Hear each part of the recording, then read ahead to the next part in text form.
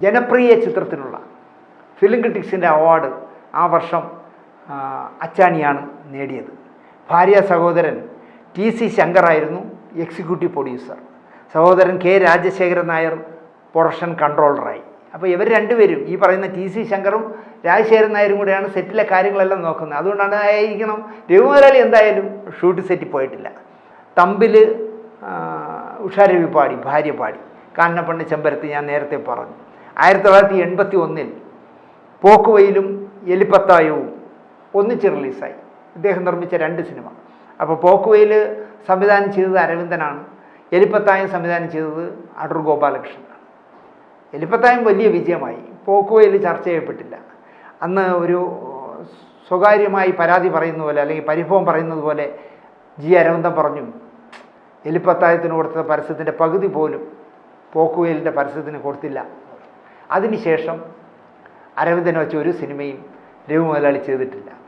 രസം എന്താണെന്ന് ചോദിച്ചാൽ, അരവിന്ദൻ ആദ്യമായിട്ടുള്ള സിനിമ സംവിധാനം ചെയ്തു ഉത്തരായണം സിനിമ സംവിധാനം ചെയ്തു. പക്ഷേ തിയേറ്ററിൽ എത്തിക്കാൻ പറ്റുന്നില്ല, ഒരു വിതരണക്കാരനും പടം വേണ്ട. അങ്ങനെ എവിടെയോ വെച്ച് രവി മുതലാളിയെ കണ്ടപ്പോൾ ഈ വിവരം അറിഞ്ഞപ്പോൾ അദ്ദേഹം പറഞ്ഞു, ഞാൻ റിലീസ് ചെയ്യാം. അങ്ങനെ ജനറൽ പിക്ചേഴ്സാണ് ഉത്തരായണം തിയേറ്ററിൽ എത്തിച്ചത്. അതുപോലെ തന്നെ ഈ ചിത്രലേഖ ഫിലിം സൊസൈറ്റിയുടെ ഫണ്ടിങ്ങിൽ സ്വയംവരം എന്ന് പറഞ്ഞ സിനിമ അടൂർ ഗോപാലകൃഷ്ണൻ ചെയ്തു. നല്ല ഒരുപാട് അവാർഡുകൾ, മേജർ അവാർഡുകൾ ആ സിനിമ കേന്ദ്ര അവാർഡുകളൊക്കെ നേടി. അത് കഴിഞ്ഞ് അദ്ദേഹം കൊടിയേറ്റം എന്ന് പറഞ്ഞ ഭരത് ഗോപിയെ വെച്ചൊരു സിനിമയുടെ ഈ പറയുന്ന ചിത്രലേഖയ്ക്ക് വേണ്ടി ചെയ്തു. പക്ഷേ അതോടുകൂടി കുളത്തൂർ ഭാസ്കരൻ നായരും അടൂർ ഗോപാലകൃഷ്ണനും കൂടെ അടിച്ചു പിരിയുകയും ചിത്രലേഖ പൊളിഞ്ഞു. അതോടെ മതിയായി. വർഷങ്ങളോളം അടൂർ ഗോപാലകൃഷ്ണൻ ഒരു സിനിമ ചെയ്യാനൊരു നിർമ്മാതാവിനെ കിട്ടാതെ കാത്തിരിക്കുകയായിരുന്നു.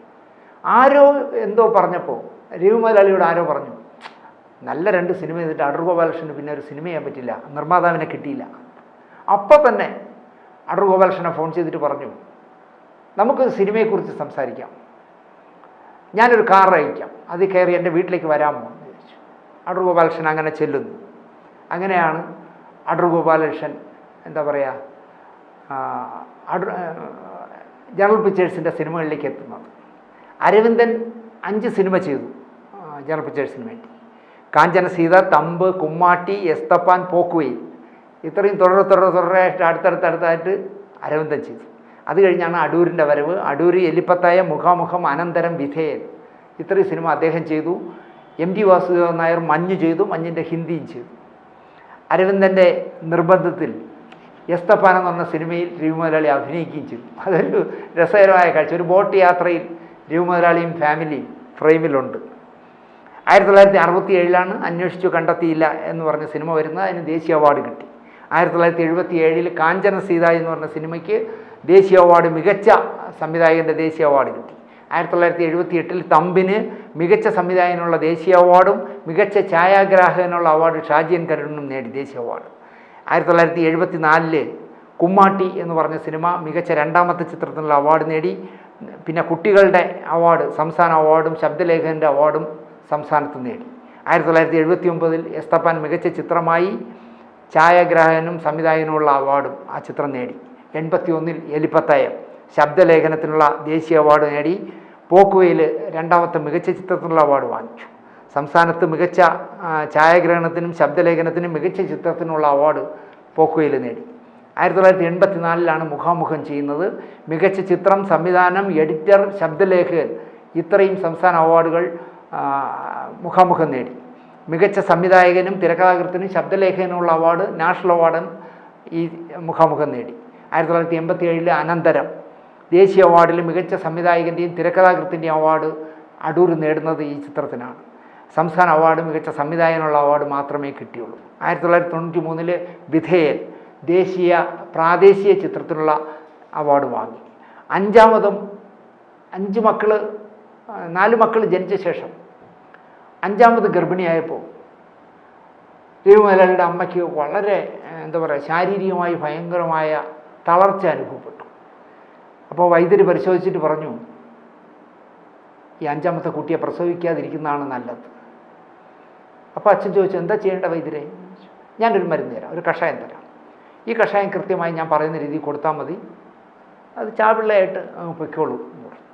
അങ്ങനെ ആ വൈദ്യർ കൊടുത്ത കഷായവുമായിട്ട് വീട്ടിൽ വന്ന് അമ്മയെ ഭാര്യയെ എന്താ പറയുക ശുശ്രൂഷിക്കാൻ നിൽക്കുന്ന ആളിനോട്, സ്ത്രീയോട് ഈ കഷായം കൊടുത്തിട്ട് പറഞ്ഞു ഇങ്ങനെ അവൾക്ക് ശാരീരികമായി അസ്വസ്ഥത ഉള്ളതുകൊണ്ട് ഈ 5ാമത്തെ കുട്ടി വേണ്ട, അതിനുള്ള മരുന്നാണിത്, കൃത്യമായി ഇങ്ങനെ കൊടുക്കണം എന്ന് പറഞ്ഞു. എന്തുകൊണ്ടോ ആ ജോലിക്ക് നിന്ന സ്ത്രീക്ക് തോന്നി അത് ചെയ്യുന്നത് ശരിയല്ല. ഒരു കുട്ടി, ഒരു തെറ്റും ചെയ്യാത്തൊരു കുട്ടിയെ കഷായം കൊടുത്ത് കൊല്ലുക എന്നൊക്കെ പറഞ്ഞാൽ അമ്മയെ രക്ഷിക്കാൻ വേണ്ടിയായിരിക്കാം, അത് വേണ്ട, ആ കുഞ്ഞിൻ്റെ അമ്മയെ ഞാൻ രക്ഷിക്കാം എന്ന് പറഞ്ഞാൽ അവരതും അന്ന് മുതൽ നല്ല എന്താ പറയുക പോഷകാഹാരങ്ങളൊക്കെ കൊടുത്ത് കൃത്യമായി മരുന്നൊക്കെ കൊടുത്ത് അമ്മയെ രക്ഷപ്പെടുത്തിയതുകൊണ്ടാണ് രവി മുതലാളി മലയാളിക്ക് കിട്ടിയത്. അല്ലെങ്കിൽ അദ്ദേഹം എന്താ പറയുക ഗർഭത്തിലേ മരിച്ചു പോകേണ്ട ആളായിരുന്നു. അങ്ങനെ മലയാള സിനിമയ്ക്കും 50,000 തൊഴിലാളികൾക്കും കൺകണ്ട ദൈവം പോലെ രവി മുതലാളിയെ കിട്ടിയത് അങ്ങനെ ആ ജോലിക്ക് നിന്ന സ്ത്രീയുടെ മഹാമനസ്കത കൊണ്ടാണ്. അപ്പോൾ ഒരു ദിവസം KB വസന്തകുമാർ എന്ന് പറഞ്ഞൊരു പത്രപ്രവർത്തകൻ രവി മുതലാളിയുടെ മൂത്ത മകനെക്കുറിച്ച് ഒരു അഭിമുഖം എടുക്കാൻ വന്നു. അഭിമുഖം പോയി മുകളിലത്തെ നിലയിൽ പോയി മകനുമായിട്ടൊക്കെ സംസാരിച്ചിട്ട് താഴേക്ക് ഇറങ്ങുമ്പോൾ രവി മുതലാളി ഇങ്ങനെ എന്തോ ആലോചിച്ച് ചാരുകസേരയിൽ കിടക്കുകയാണ്. ഈ KB വസന്തകുമാർ അടുത്ത് ചെന്ന് പരിങ്ങി ഇങ്ങനെ നിന്നു, ആളിനെയൊക്കെ പരിചയപ്പെട്ടു. എല്ലാം കഴിഞ്ഞിട്ട് അദ്ദേഹം പറഞ്ഞു, സാർ എനിക്ക് അങ്ങയുടെ ജീവചരിത്രം ഒന്ന് എഴുതണമെന്നുണ്ട്. ഒരു മടിയുമില്ലാതെ അദ്ദേഹം പറഞ്ഞു, എൻ്റെ ജീവചരിത്രം കുറിക്കാൻ വേണ്ടി ഞാൻ ഒന്നുമല്ല, ഏറിയാൽ ഒരു ഫീച്ചർ എഴുതാം, അതിനപ്പുറം ഒന്നും ചെയ്യാൻ എൻ്റെ കയ്യിലില്ല എന്ന് പറഞ്ഞു. അപ്പോൾ അയാൾ പറഞ്ഞു അത് പോരാ സാർ, സമ്മതിക്കണം, എൻ്റെ ഒരു ആഗ്രഹമാണ് എന്ന് പറഞ്ഞ് സമ്മതിപ്പിച്ചു. അങ്ങനെ KB വസന്തകുമാർ എഴുതിയ നന്മയുടെ നാഴികക്കല്ല് എന്ന് പറഞ്ഞ് 250 പേജിലുള്ള രവി മുതലാളിയുടെ ജീവചരിത്രം പുറത്തു വന്നു.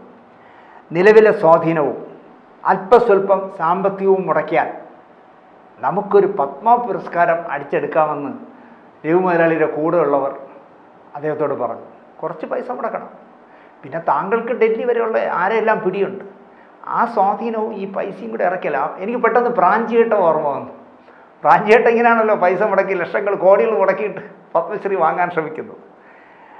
അത്രയും കേട്ടിടം തന്നെ ഇദ്ദേഹം കൂളായിട്ട് രവി മുതലാളി പറഞ്ഞു അത് വേണ്ടടേ. അത് ചോക്കി അങ്ങനെ പൈസ കൊടുത്തും ശുപാർശ ചെയ്തും കേന്ദ്ര ഗവൺമെൻറ് പത്മ പുരസ്കാരം വേണ്ട, ഒറ്റ വാക്കിൽ അദ്ദേഹം ഒതുക്കി, അത് വേണ്ടടേ എന്ന് പറഞ്ഞു.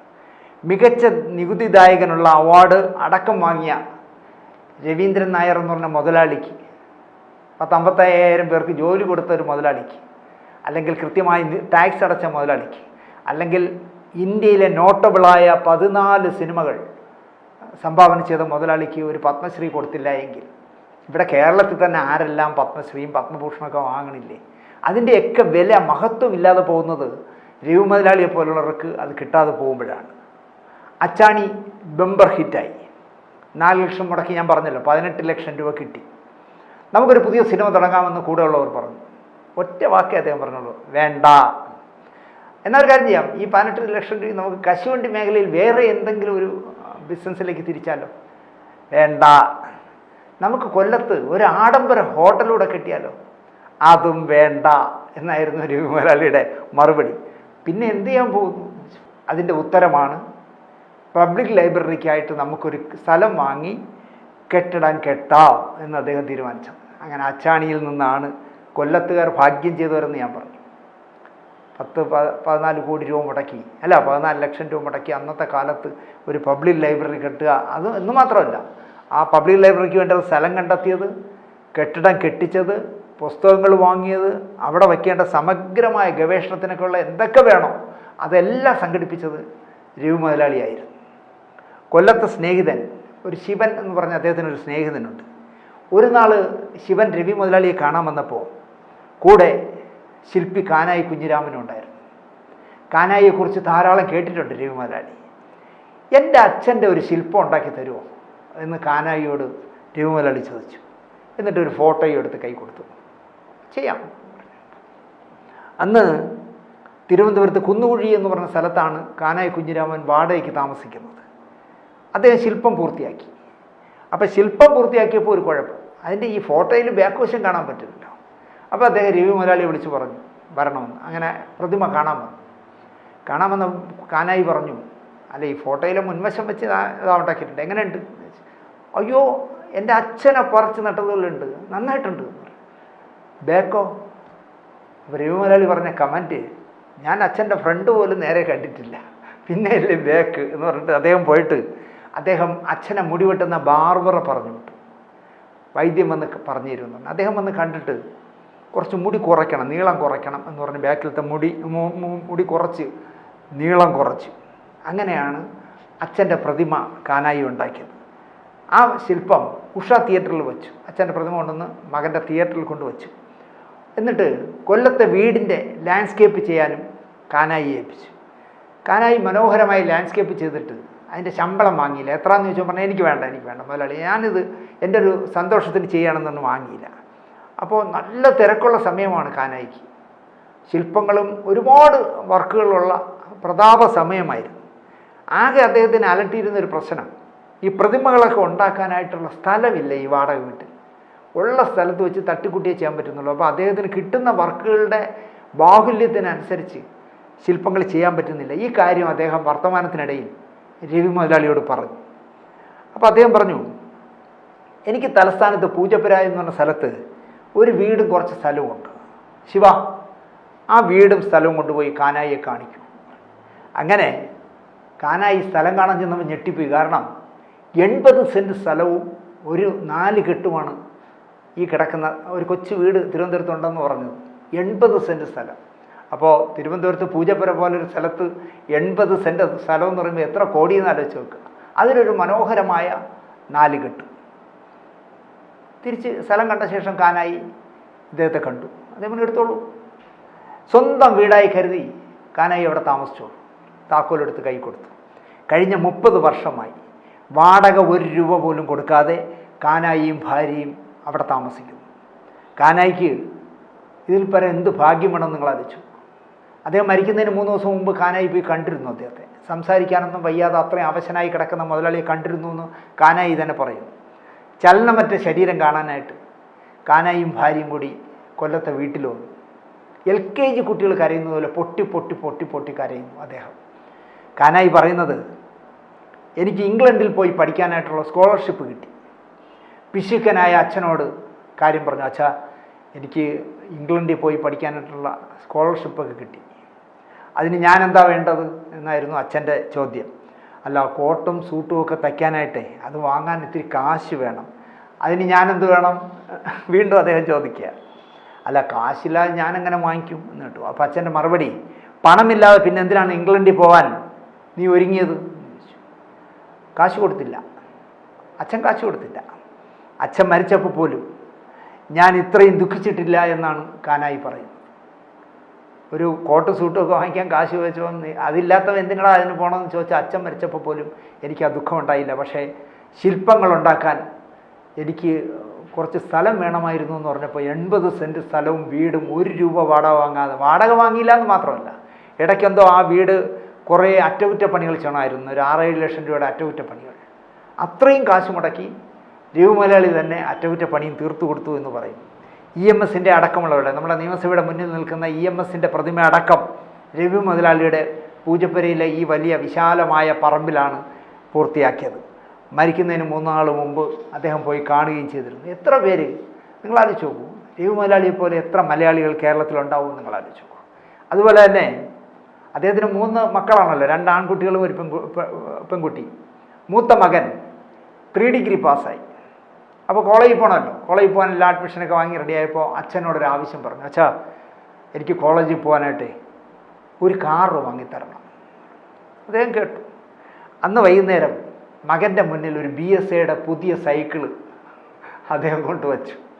എന്നിട്ട് അദ്ദേഹം പറഞ്ഞു, ഈ സൈക്കിളിൽ കോളേജിൽ പോയാൽ നിനക്ക് ചുറ്റുപാടുകൾ നിരീക്ഷിക്കാനും ലോകം വ്യക്തമായി കാണാനും സൈക്കിളാണ് നല്ലതെന്ന ഒരു ഉപദേശം കൂടെ കൊടുത്തു. കാറിലല്ല മോനെ നീ കോളേജിൽ പോകേണ്ടത്, സൈക്കിളിലാവുമ്പോൾ നിനക്ക് ചുറ്റുപാടും നടക്കുന്നതെല്ലാം സൈക്കിൾ ഇങ്ങനെ ചവിട്ടി പോകുന്നതിനിടയിൽ കണ്ടു പോകാം. പിന്നെ നമ്മുടെ ലോകം എങ്ങോട്ടൊക്കെയാണ് പോകുന്നതെന്നും നിനക്ക് മനസ്സിലാക്കാം.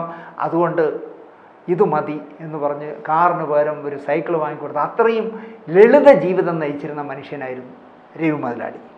കാഷ്യൂ കിങ് എന്നാണ് നമ്മുടെ എന്താ പറയുക, ബംഗാളിലെയും ഹിന്ദിയിലെയും പ്രശസ്തരായ സംവിധായകരൊക്കെ ഈ നിർമ്മാതാവിനെ വിളിച്ചിരുന്നത് കാഷ്യൂ കിങ് എന്നായിരുന്നു. KSFDC ആദ്യമായിട്ട് വാങ്ങിയ ക്യാമറ ആദ്യമായിട്ട് ഉപയോഗിച്ചത് കാഞ്ചന സീത എന്ന് പറഞ്ഞ ഇദ്ദേഹത്തിൻ്റെ സിനിമയ്ക്ക് വേണ്ടിയാണെന്ന് ഷാജിയൻ കരുൺ പറയുന്നു. കാരണം അദ്ദേഹമായിരുന്നു ക്യാമറമാൻ. ഇങ്ങനെ പറയാൻ തുടങ്ങിയാൽ മലയാള സിനിമയ്ക്കെന്നല്ല, മലയാളിക്ക് വേണ്ടി ജീവിച്ച ആഡംബരപ്രിയനല്ലാത്ത, ഭയങ്കര ഇറക്കം ഉള്ള ജുബ്ബയിട്ട് നല്ല ഹൈറ്റുള്ള സത്യജിത് റേ വന്നപ്പോൾ, തിരുവനന്തപുരത്ത് ആദ്യമായിട്ട് വന്നപ്പോൾ രവി മുതലാളി കൂടെ നടന്നു പോകുന്ന ഒരു വിഷ്വൽ ഞാൻ കണ്ടിരുന്നു. ഇറക്കമുള്ള ജുബ്ബയെ അദ്ദേഹം ഇടും. വളരെ മിതഭാഷയാണ്. വളരെ സൂക്ഷിച്ച് കേട്ടില്ലെങ്കിൽ എന്താ പറയുന്നതെന്ന് നമുക്ക് മനസ്സിലാവില്ല. അതുപോലെ തന്നെ ഞാൻ നേരത്തെ പറഞ്ഞല്ലോ, ഒരു ഷൂട്ടിംഗ് സെറ്റിൽ ചെന്നും നിർമ്മാതാവ് എന്ന് പറഞ്ഞ് ഒരു കോലാഹലവും കാണിക്കാത്ത, സെറ്റിൽ പോലും ചെല്ലാത്ത ഒരു നിർമ്മാതാവ്. അടൂർ ഗോപാലകൃഷ്ണൻ പറയുകയാണ്, ഞാൻ ആദ്യത്തെ 2 സിനിമ ഒരുപാട് സാമ്പത്തിക പ്രതിസന്ധിയിൽ നിന്നുകൊണ്ടാണ് ചിത്രലേഖയ്ക്ക് വേണ്ടി ഞങ്ങളെല്ലാം കൂടെ ഉള്ളൊരു കൂട്ടായ്മയാണല്ലോ ആ സിനിമ ചെയ്തത്. പക്ഷേ 3ാമത്തെ സിനിമ മുതലാണ്, എലിപ്പത്തായം മുതലാണ് എനിക്ക് ഉദ്ദേശിച്ച രീതിയിൽ സിനിമ ചിത്രീകരിക്കാൻ കഴിഞ്ഞത്. അത് രവി മുതലാളി അല്ലെങ്കിൽ രവീന്ദ്രൻ നായരുടെ വലിയ മനസ്സുകൊണ്ടാണെന്നാണ് അടൂർ പറഞ്ഞത്. 90 വയസ്സ് ഒരു ചെറിയ വയസ്സൊന്നുമല്ല. എങ്കിൽ പോലും ഇവിടെ 90-ഉം 95-ഉം ഒക്കെ കഴിഞ്ഞ് നടക്കുന്ന ഒരുപാട് പേരുണ്ട് ആ നാട്ടിൽ. രവീന്ദ്രൻ നായർ എന്ന് പറയുന്ന രവി മുതലാളിയെ കുറച്ചു കാലം കൂടെയൊക്കെ ജീവിപ്പിക്കാമായിരുന്നു ദൈവത്തിന്. അതുണ്ടായില്ല. നവതി ആഘോഷിച്ചു. 90 വയസ്സ് തികഞ്ഞ് ഒരാഴ്ച തികയുന്നതിന് മുമ്പേ, അല്ലെങ്കിൽ അദ്ദേഹം നിർമ്മിച്ച അച്ചാണി റിലീസ് ചെയ്തിട്ട് 50 വർഷം തികയാൻ 3 ദിവസം 4 ദിവസം ബാക്കി നിൽക്കുമ്പോൾ അദ്ദേഹം യാത്രയായി. എന്നെ ഒരാൾ വിളിച്ചിട്ട് ഭയങ്കര രോഷത്തോടെ സംസാരിച്ചു. സാറേ, മാമുക്കോയുടെ അവിടെ സിനിമാക്കാരും വന്നില്ല എന്ന് പറഞ്ഞ് സാറപ്പോൾ ഒരു ന്യായം പറഞ്ഞു. മാമുക്കോയ എവിടെയൊക്കെ പോയിട്ടുണ്ട്, പിന്നെ കോഴിക്കോട്ട് രാവിലെ 9 മണിക്ക് എങ്ങനെ എത്തുമെന്നൊക്കെ ചോദിച്ചു എന്നൊക്കെ സാറ് പറഞ്ഞു. ഓക്കെ, പക്ഷേ സാറേ 2 നാഷണൽ അവാർഡ് വാങ്ങിക്കൊടുത്ത ഒരു പടത്തിൻ്റെ നിർമ്മാതാവ് മരിച്ചിട്ട് മമ്മൂട്ടി പോലും തിരിഞ്ഞു നോക്കിയില്ല സാർ. ഒരു സുരേഷ് ഗോപി മാത്രമേ ആ മരണ വീട്ടിൽ വന്നുള്ളൂ പറയാനായിട്ടൊരു സിനിമാക്കാരനായിട്ട്. പിന്നെ കുറേ സംവിധായകരും ടെക്നീഷ്യന്മാരും ഒക്കെ ഉണ്ടായിരുന്നു, കൊല്ലത്തുകാരും കുറേ പേരുണ്ടായിരുന്നു. മമ്മൂട്ടി പോലും തിരിഞ്ഞു നോക്കിയില്ല സാറേ എന്ന് പറഞ്ഞു. എനിക്ക് ഉത്തരം മുട്ടിപ്പോയി. ഞാൻ എന്ത് പറയാനല്ലേ, ഞാൻ കേട്ടോണ്ടിരുന്നേയുള്ളൂ, മറുപടി ഒന്നും പറഞ്ഞില്ല. മമ്മൂട്ടി എന്നല്ല, ഇനിയിപ്പോൾ ഒരു സിനിമാക്കാർ ചെന്നില്ലെങ്കിലും രവി മുതലാളിയുടെ മഹത്വം മങ്ങലേൽക്കില്ല. ആ വലിയ മനസ്സിന്, ആ ആത്മാവിന് നിത്യശാന്തി നേർന്നുകൊണ്ട്, ആ പുണ്യാത്മാവിന് പുണ്യം കിട്ടട്ടെ എന്ന് പ്രാർത്ഥിച്ചുകൊണ്ട് നിർത്തുന്നു. നന്ദി, നമസ്കാരം.